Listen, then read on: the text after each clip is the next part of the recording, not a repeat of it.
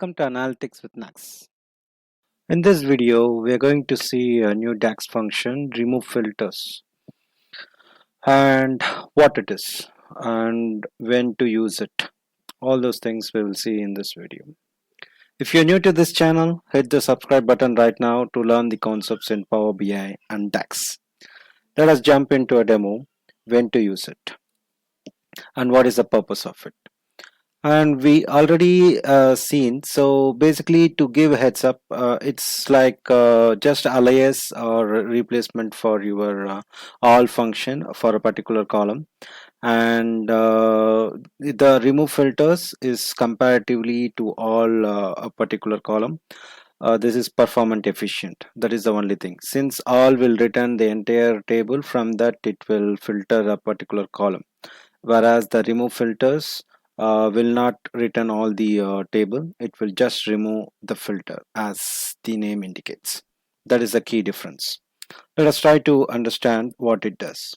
So we already seen in our previous videos, like we have a sales all. When we use all, just it will ignore this particular column, right? I mean, it will consider all the values in this particular column. So let me put this one here. Here, so this total 5719200 appears here for each and every product name. When you choose category, based on the category total, and for this particular year, this is the total that will appear, but ignore only this particular product filter. That is what all function does. So usually when we'll use it to do the calculation, the percentage difference, what contribution this product has done against the total. Okay, so here is the formula. So divide the sales amount, this divided by the sales amount all product, sales amount all product. When you do that, it will give me the same result, sales amount percentage product. So this Genium Deems contributed 20% of my total sales. That is what you are saying. This is fine.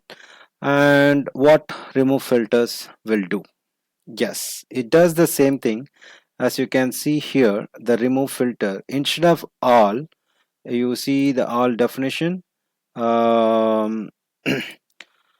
calculate sum of sales all of product name, whereas the remove filters calculate sum of sales amount, remove the filter of from the product name. Okay, wherever the filter is applied in this column, just remove it. That's it. So what it does, it does actually the same. If you can see that amount is almost same. Let me remove it for to avoid confusion. Sales amount all product, sales amount remove filter, that category. It's not a category, it's a product. Okay, just for confusion I'll say is product. That's fine. So now as I said, even I will replace the percentage difference. Instead of sales amount all product, instead of this column I will use this column. So what will happen? Remove filter product. Okay, divide of that. Now let me use this one. So it is same, the jeans denim as we saw before, it contributed 20.53%. So basically it's alias or replacement for your it's not a completely all replacement. For just for removing certain filters, you can use that one. All function has its own advantages and disadvantages, and one key difference is like when you cannot use the remove filters. If your data source is using a direct query mode, then you cannot use remove filters. In such cases, you need to stick to all function. Okay, even though the remove filters you find it is performant efficient, but if you are using direct query, you cannot go for it. So these are certain prerequisite or some things you need to be considered choosing appropriate functions.